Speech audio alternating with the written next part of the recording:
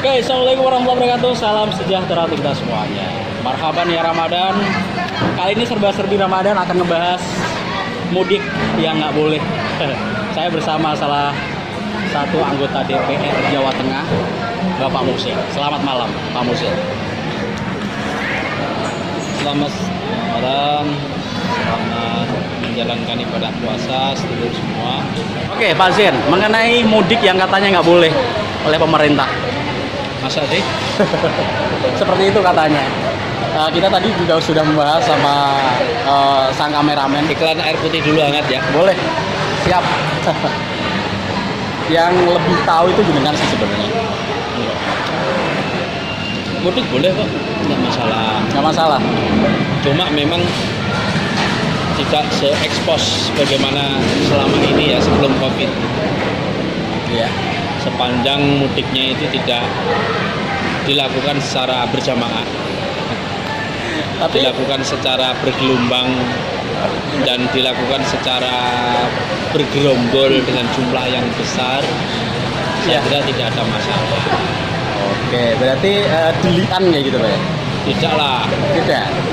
Kalau tidak diperbolehkan itu kan jalannya di portal gitu. Portal, jret, tol gitu, boleh jalan. Itu nggak boleh. Kalau masih ada lalu lintas jalan itu berarti ya tidak masalah. Tetapi memang dibatasi yang kemudian masyarakat sebaiknya tidak boleh mudik secara bersama-samaan. Misalnya rombongan pakai bis, rombongan naik truk, rombongan pakai angkutan yang dipesan dan sebagainya yang dilakukan secara bergelombang itu yang sepertinya dibatasi oleh pemerintah. Tapi kalau dilarang sih zaman saya ini dilarang-larang kayak malah orang menjat gitu. Soalnya gini, COVID sudah 1 tahun lebih. Siapa? COVID kan Ya, sudah mari kita ulang tahun ya. ulang tahun COVID. Jadi melihat hal tersebut kan masyarakat sudah bosen gitu. Bosen sekali.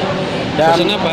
ya mengenai pemberitaan COVID, tapi sekarang sih sudah nggak begitu gencar kayak kemarin gitu.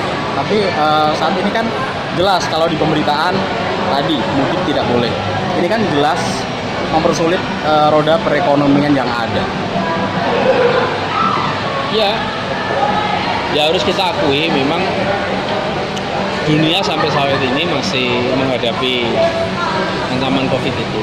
Tapi saat ini kan trennya sudah mulai melandai, artinya tidak naik signifikan. Nah, situasi seperti ini memang diharapkan masyarakat tetap harus hati-hati dan waspada. Artinya meskipun sudah melandai tetap hati-hati dan waspada. Namun jangan sampai meninggalkan aktivitas harian yang memang itu sangat dibutuhkan oleh keluarga dan masyarakat. Ya pelaku-pelaku ekonomi tetap jalan gitu kan. Iya, tapi kan dari pemerintah sendiri kan jelas ini kalau misalkan ada yang mudik ditangkap atau apalah, dicegat jalan. Masa sih? Pemberitaan hari ini saya melihat seperti itu, dicegat jalan gitu. Seperti itu. Ini jelas yang paling terganggu. Saya agak agak kabur informasinya itu, artinya masih simpang siur gitu loh. Di satu sisi ada yang membolehkan gitu, mari tiba-tiba dilarang gitu kan, Iya. tiba-tiba boleh lagi gitu. Terus agak susah ini ini salah memaknai. satu teman saya. Ini kan supir bus, Ya, nggak peduli. Yang terpenting saya bisa makan. Ini sudah setahun lebih. Ini jatahnya Lebaran untuk nyari uang.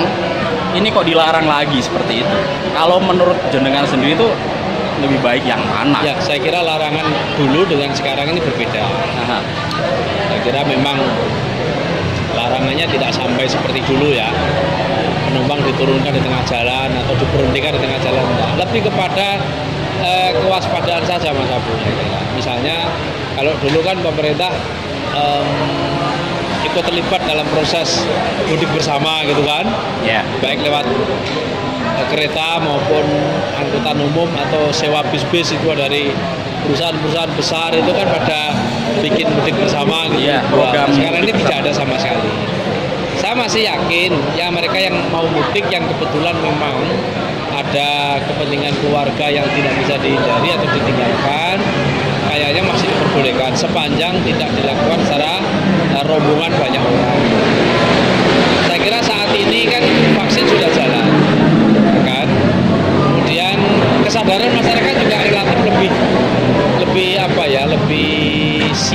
itu sebenarnya.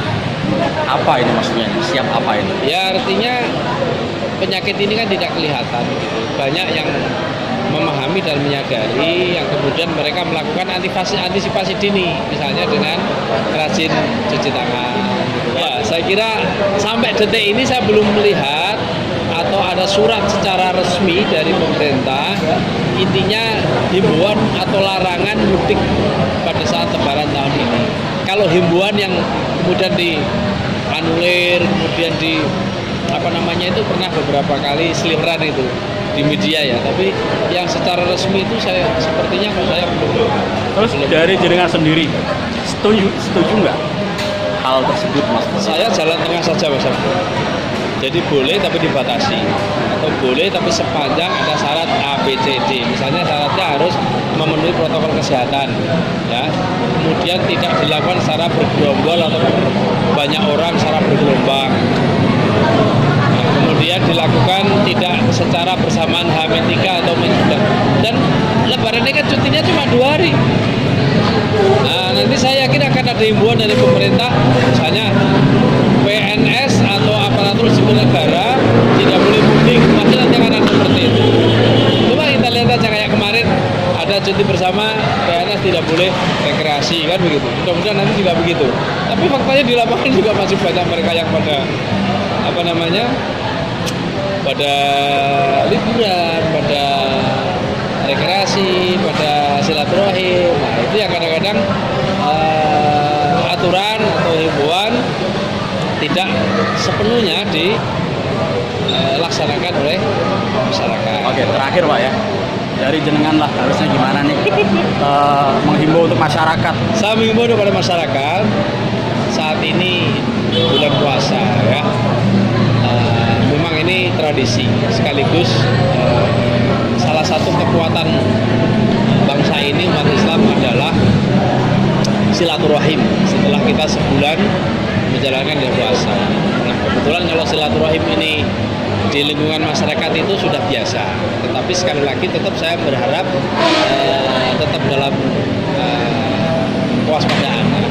Artinya tetap menggunakan protokol kesehatan, hindari kontak fisik dulu, misalnya cepika-cepiki jangan dulu, atau salim jangan dulu. Tidak apa-apa, yang penting hatinya sudah sampai pesan bahwa saling maaf-maafan itu sudah dilakukan. Nah, yang jauh, yang berada di ibu kota negara, di Jakarta, di Surabaya, di luar Jawa, jikalau tidak terlalu penting dan prinsip, ya sebaiknya ditunda untuk mudik. Tapi kalau seandainya prinsip penting, ya monggo, itu hak panjenengan semua untuk mudik. Tetapi hati-hati memang, hindari kerumunan, hindari potensi yang menimbulkan banyak orang yang dikhawatirkan nanti itu menimbulkan penyebaran virus COVID itu. Terima kasih untuk Bapak Zen. Salam pasukan cinta Sulawak. Sip.